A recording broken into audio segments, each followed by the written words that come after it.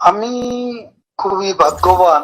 সেদিন আমার বেঁচে থাকার কথা ছিল, মৃত্যু থেকে অনেক কাছে ছিলাম।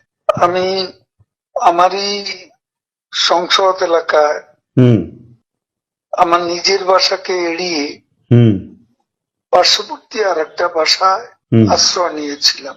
তখন চারদিক থেকে মিছিল আসছিল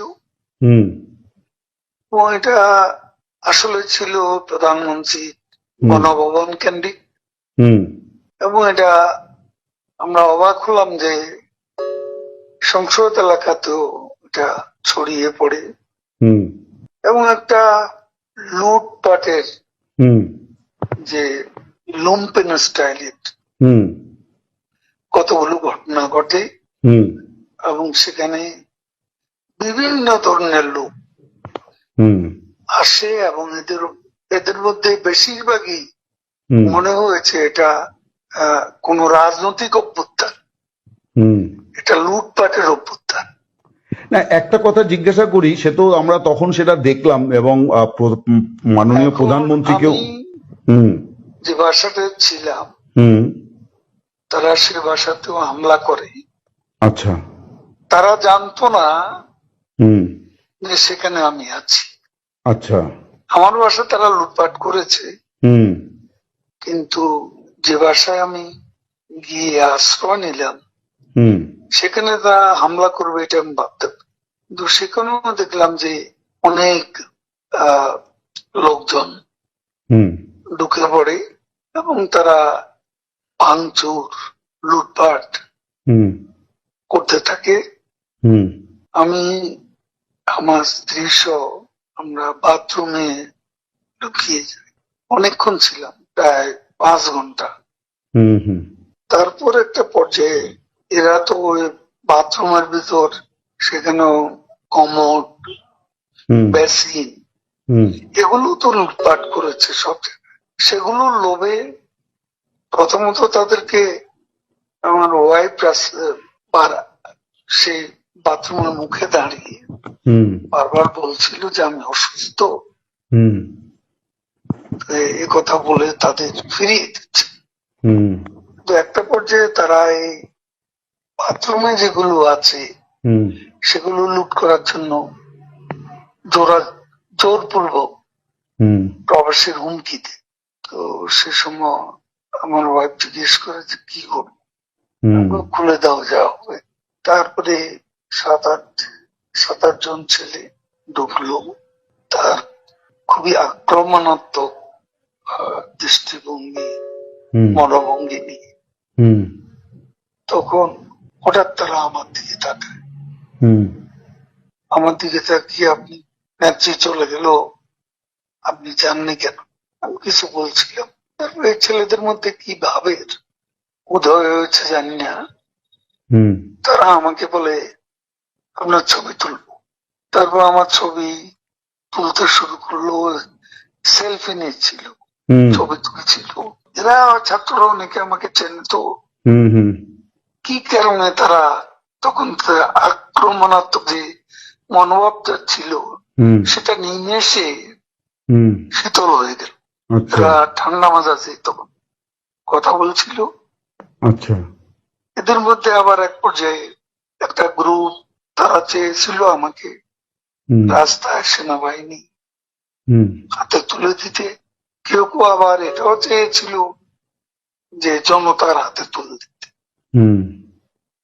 এটা অবশ্যই তখন একটা মানসিক ভাবে ভেতরে ভেতরে ভেঙে পড়েছিলাম। এরপর এরা এদের একটা শার্ট, এদের ওই ব্যাজ, লাল পতাকা শোভিত ব্যাজ লাগিয়ে আবার কালো একটা মুখে একটা মাস্ক দিয়ে আমাকে হাঁটতে হাঁটতে সংসদ এলাকা থেকে বড় রাস্তা, গণভবন অভিমুখী রাস্তা, ওখানে নিয়ে যায়। ওখানে নিয়ে হঠাৎ করে কোত্থেকে একটা ট্যাক্সি আসে, এটা ইজি বাইক। সেটা খালি ছিল, হুম ওখানে কোনো গাড়ি ঘোড়া কিছু ছিল না। হুম ওটা হঠাৎ করে কেন যেন এসে পড়ল। হুম হয়তো আমার ভাগ্য। এরা দুজনে আমাকে নিয়ে, আমার ওয়াইফকে নিয়ে ওটাতে উঠলো আর বলতে লাগলো, ওতে তো অসংখ্য মানুষ, হুম চেক আপ সব জায়গায়। এরা বলতে লাগলো যে আমাদের চাচা চাচি অসুস্থ, হুম হাসপাতালে নিচ্ছি, হুম ডিস্টার্ব করবে না। হুম এই করে করে নিয়ে গেল একটা অনেক দূরে একটা জায়গা। তো এটা হলো, ভাবতেও পারেনি ওরা যখন বাথরুমে ঢুকলো যে বেঁচে হুম থাকবে। দেখুন, এই বিষয়টা তো দেশে বিদেশে, ভারতবর্ষেও সবার কাছেই পরিষ্কার। আমি হুম 5ই আগস্টের সেদিনের যে ষড়যন্ত্রমূলক ছাত্র উত্থান, হুম সে সময় আমি খুবই ভাগ্যবান।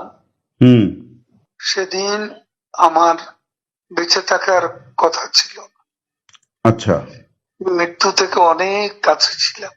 আচ্ছা আমি আমারই সংসদ এলাকায় হুম আমার নিজের বাসাকে এড়িয়ে হুম পার্শ্ববর্তী আর একটা বাসায় হুম আশ্রয় নিয়েছিলাম। বেশ তখন 4 দিক থেকে হুম আহ মিছিল আসছিল, হুম এবং এটা আসলে ছিল প্রধানমন্ত্রী হুম গণভবন কেন্দ্রিক।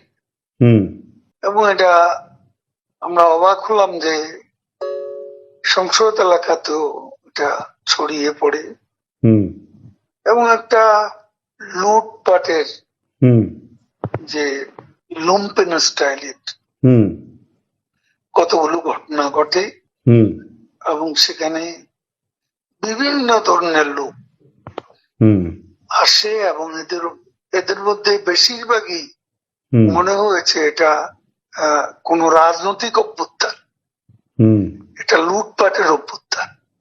না, একটা কথা জিজ্ঞাসা করি, সে তো আমরা তখন সেটা দেখলাম এবং মাননীয় এখন প্রধানমন্ত্রীকেও। আমি হুম যে বাসাতে ছিলাম, হুম তারা সে বাসাতেও হামলা করে।